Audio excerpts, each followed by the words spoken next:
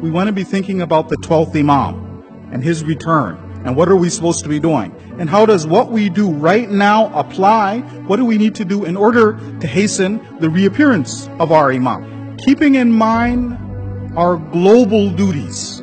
What do I mean global duties? Well, this is our challenge. Before the Imam is to return, there's things that you and I have to do. One of them is to understand Islam. From Imam al-Rida alayhi salam, Rahimallahu abdan ahya amrana. May Allah forgive that person who revives our affair. When they say ahya amrana, they're talking about preparing for the coming of the Imam. The narrator of the hadith says, how do we do that? Listen to the words of the Imam. Yata'allam ulumana. He learns. You have to learn what the Ahlul Bayt have said. Wa yu'allimuha an-nas. They also have to teach. It's not just, well, alhamdulillah, I'm Shia, done my duty. No. Another responsibility that we have is the responsibility of sharing what we've learned of Islam. Why do you have to teach? It says, فَإِنَّ النَّاسِ لَوْ عَلِمُوا مَحَاسِنَ كَلَامِنَا لَاتَّبِعُونَا. If the people knew the beauty of our words, they would follow us. We believe that the divine government is God's greatest gift to mankind. But we also believe in the right of human beings to determine their own destiny. And they'll be questioned about it. إِنَّ اللَّهَ لَا يُغَيِّرُ مَا بِقَوْمٍ حَتَّى يُغَيِّرُ مَا بِأَنفُسِهِمْ. Allah will never change the condition of a people until they change themselves. In order for us to prepare the world for the return of the Imam, the world needs to know what they're getting into. I'll give you an example for us in America. For us in America, we're used to the idea that when somebody is running for election, there's campaign lies. The inner cities are unbelievably dangerous. The education is no good. The safety is horrible, and there are no jobs.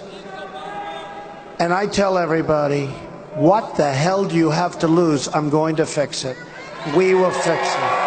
They give us promises, a lot of empty words. They tell us, we're going to do this, we're going to do that. And we know it's campaign lies, but it's part of what you do. I want you to compare that with what you see from the words of the Ahlul Bayt alayhim as-salam. Islamic leadership, divine leadership, is transparent with the people. We're not trying to fool them. I'll give you the example of Amirul Mu'mineen. As you know, the people came and they came to his house, they were insisting, only you, no one else, we want you. When Amirul Mu'mineen saw the insistence of the people, the demand of the people, then Amirul Mu'mineen said, let's go to the masjid. I'm going to make this statement public. Amirul Mu'mineen wants them to know what they're getting into. إِعْلَمُوا أَنِّي إِنْ أَجَبْتُكُمْ أَرْكَبُ بِكُمْ مَا أَعْلَمُ. Know this, everybody, أَيُّهَا النَّاسِ. If you elect me as your leader, that means I'm going to practice, I'm going to guide you the way that I know. I'm not hiding anything. Islam that I know, I'm going to implement that. He even let them know some of the things will be big changes even in your personal lives. He said, even if you've taken from Baytul Mal, you've taken from the public treasury, I'm going to take that back. Before you elect me, before you support me, do you want that? Amirul Mu'mineen is transparent with the masses. How does that relate to you and I? Our Imam is waiting for us. Our job as Shia is to make sure the people know what they're getting. What is Islam? What's true Islam? What isn't Islam? از اسلام ناب اونها میترسن. به نام اسلام انسانها رو زنده زنده در مقابل دوربین، در مقابل چند میلیارد انسان میسوزانند. اینها اون وقت مورد حمایت و پشتیبانی قدرت‌های مرموز غربی قرار میگیرند. ISIS is honoring President Obama. He is the founder of ISIS. He's the founder of ISIS. Okay? He's the founder. He founded ISIS. And I would say the co-founder would be crooked Hillary Clinton. Co-founder, crooked Hillary Clinton. وقتی میخوان در تبلیغات علیه این گروه‌های مفسد و فاسد حرف بزنن، از اونها تعبیر میکنن به دولت اسلامی. We've always known that if Islamic State fighters of the so-called Islamic State, The so-called Islamic State committed by the so-called Islamic State یعنی اون کسانی که با مردم اونجور رفتار میکنن، بچه ها رو اونجور نابود میکنن، اینا دولت اسلامی هست. اسلام ستیزی یعنی این. امروز وظیفه ما مسلمان ها آگاه شدن و آگاه کردن دنیا از حقیقت بعثت است. بعثت یعنی برانگیختگی برای نجات انسان، برای نجات بشر. If the people knew, the masses knew the beauty of our words, they would follow us. Does that mean the tyrants, the zalimeen, they're going to be happy? When you say Quds Day, that's the wrong expectation.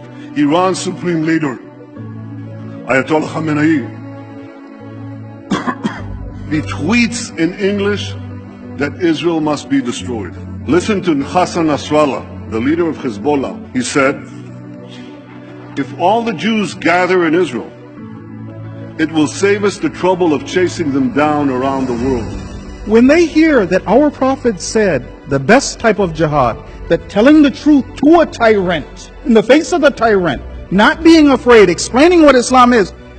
گاهی سردمداران رژیم صهیونیستی ما رو تهدید هم میکنن، تهدید به حمله نظامی میکنن، اما به نظرم خودشون هم میدانند و اگر نمیدانند بدانند که اگر غلطی از اونها سر بزند جمهوری اسلامی تل آویو و حیفا رو با خاک یکسان خواهد کرد.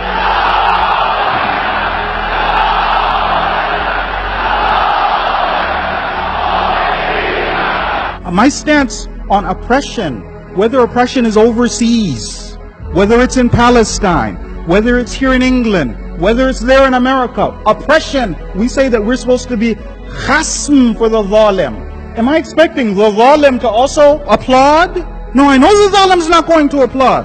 I'm trying to explain to the people what they're getting into. Yes, Islam is opposed to oppression. We're supposed to spread a message, share a message, let the people know. And as I mentioned that hadith about the end of time, it says that Islam will go from Qum to the corners of the world until there's no one who is mustad'af or uninformed when it comes to Islam. So we have a lot of work to do.